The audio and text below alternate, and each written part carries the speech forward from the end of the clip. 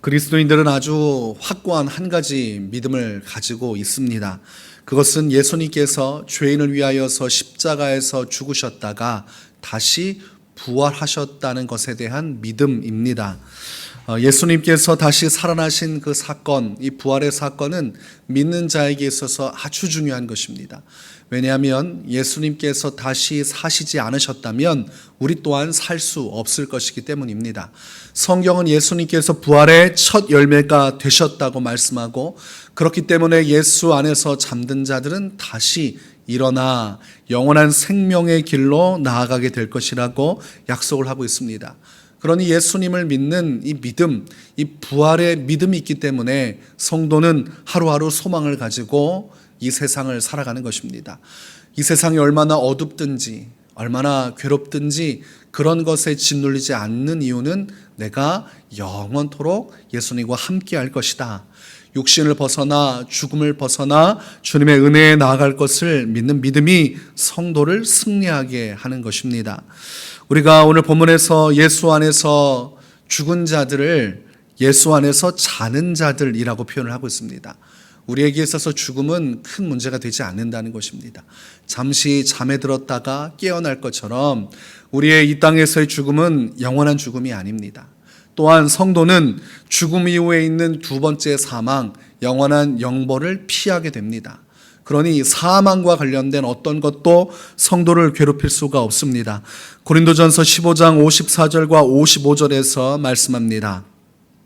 이 썩을 것이 썩지 아니함을 입고 이 죽을 것이 죽지 아니함을 입을 때에는 사망을 삼키고 이기리라고 기록된 말씀이 이루어지리라. 사망아 너의 승리가 어디 있느냐? 사망아 내가 쏘는 것이 어디 있느냐? 이렇게 성경은 선언을 합니다.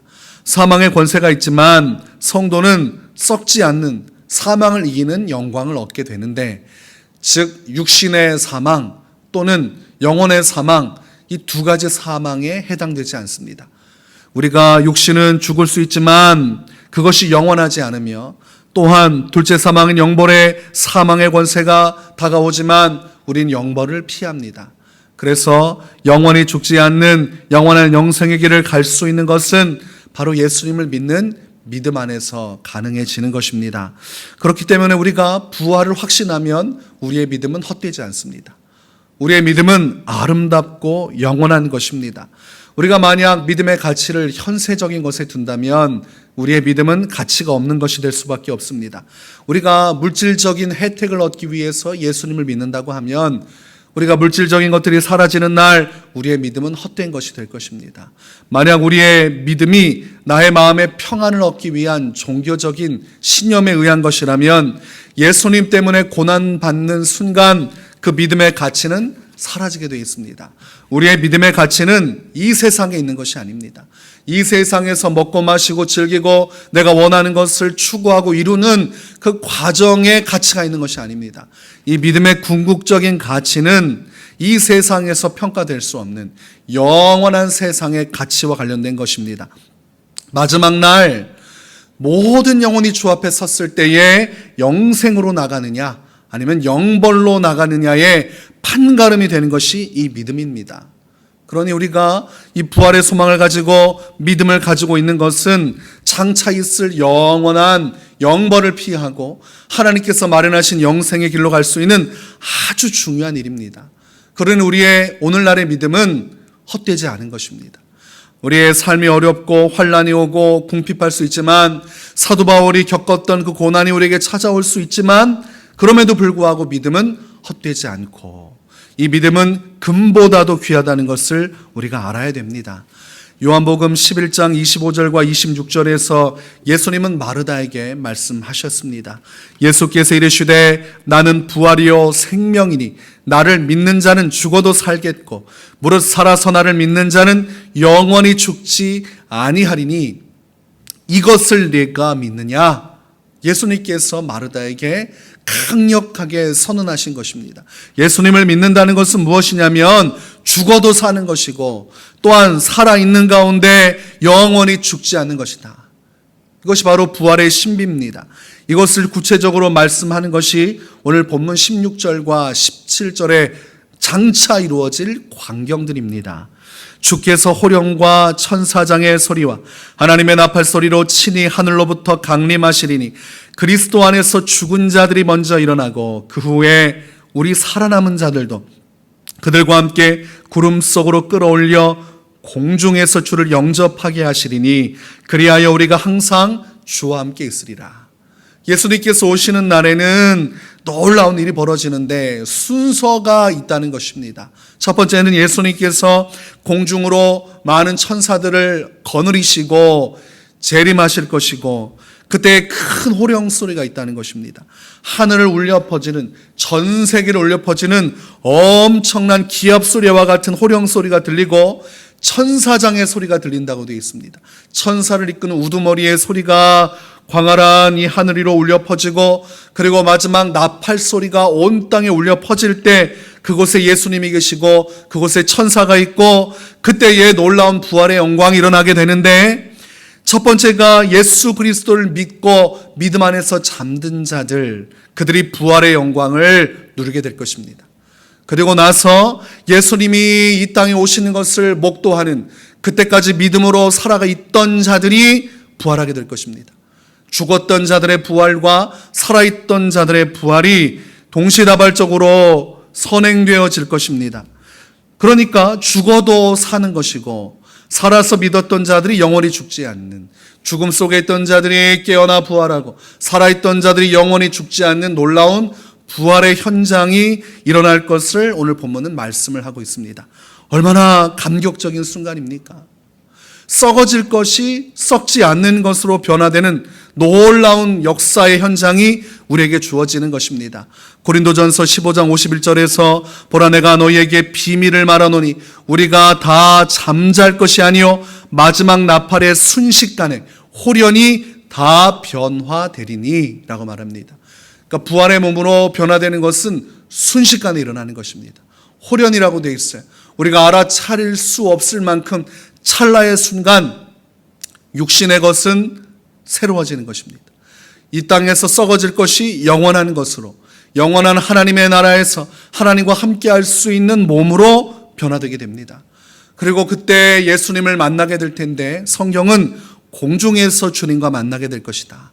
부활의 몸을 입고 하늘로 들어 올려져서 그곳에서 부활의 이 기쁨을 만끽하게 될 것이라고 말합니다.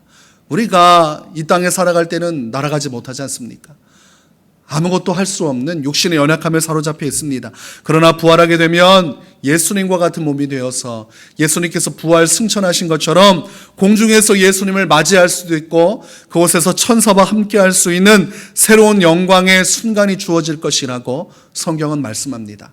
감히 우리가 상상도 할 수 없었던 어린 시절 슈퍼맨을 보면서 꿈꾸었던 그런 일들이 실제로 우리의 육신 가운데 이루어진다는 것을 우리가 확인할 수 있습니다. 그날에 우리가 부활의 영광에 참여하는 것도 놀랍지만 가장 놀랍고 감격이 되는 것은 무엇입니까? 예수님을 뵐 수 있다는 사실입니다. 그날의 믿음으로 우리가 끝까지 참고 견디면 예수님께서 이 땅에 오실 때에 그분을 얼굴과 얼굴을 대하여 보게 될 것입니다. 베드로전서 1장 8절에 예수를 너희가 보지 못하였으나 사랑하는도다.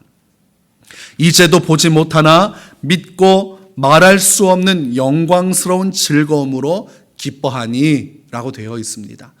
우리가 예수님을 지금 본 적도 없지만 사랑하고 있고 그리고 예수님을 갈망하고 있지 않습니까? 그런데 우리가 이 땅에서 예수님 얼굴을 본 적도 없는데 사랑한다면 그날에 예수님을 보게 되었을 때에 우리의 마음은 얼마나 기쁘겠습니까? 우리의 영혼이 얼마나 즐거워하고 하나님 안에서 감사와 찬송이 넘쳐나겠습니까? 세례 요한이 어머니의 태중에 있고 예수님께서 자신의 어머니 마리아의 태중에 있을 때 함께 만날 때에 세례 요한이 얼마나 기뻐 날뛰었습니까? 오직 이 기쁨이 우리에게도 이루어질 것입니다. 예수님을 만나는 날, 진정한 이 땅의 왕, 우리의 구원자, 우리의 영원한 소망이 되시는 예수님을 그 부활의 날에 만날 때에 말로 표현 못할 영혼의 전율이 우리 안에 일어날 것입니다. 찬송가 85장의 내용처럼 구주를 생각만 해도 이렇게 좋거든 주 얼굴 배울 때야 얼마나 좋으랴. 주님을 생각만 해도 너무 좋은데 주님의 얼굴을 배울 때 얼마나 좋겠습니까? 오늘 이 본문 17절에서는 이 부활의 이야기를 통해서 성도는 서로 간에 위로하라고 말씀합니다. 그리하여 우리가 항상 주와 함께 있으리라. 18절에 그러므로 이러한 말로 서로 위로하라. 우리가 소망을 갖는 것은 이 부활입니다. 성도가 정말로 믿음을 끝까지 지킬 수 있는 우리가 붙들어야 될 진정한 복음의 역사는 이 부활입니다. 십자가만 믿는 것이 아니라 부활도 믿어야 됩니다. 십자가만 믿으면 순교할 수가 없어요. 죽는 것만 보면 어떻게 순교합니까?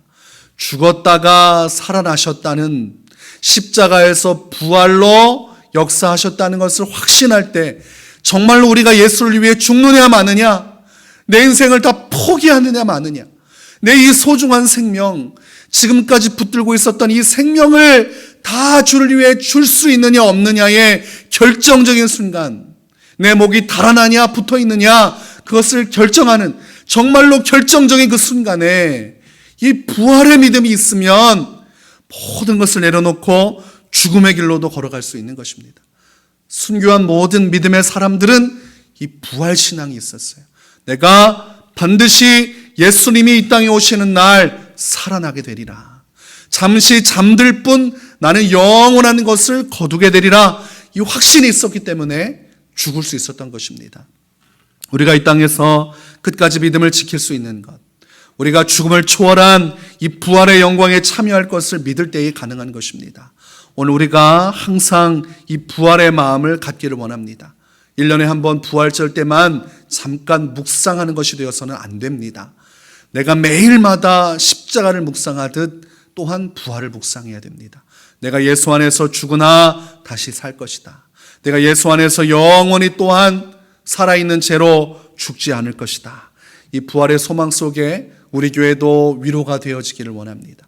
성도 간에 다른 세상적인 부와 성공을 통해서 대화를 나누며 위로받는 것이 아니라, 그것을 추구하며 그것이 응답이 될 때 기뻐 몸부림치는 것이 아니라, 물질도 세상의 영광도 아닌 이 부활 하나만으로도 우리가 위로받을 수 있기를, 진정한 복음의 가치, 이 말씀의 가치가 우리의 인생의 절대적인 소망이 될 수 있기를 주의 이름으로 축원합니다.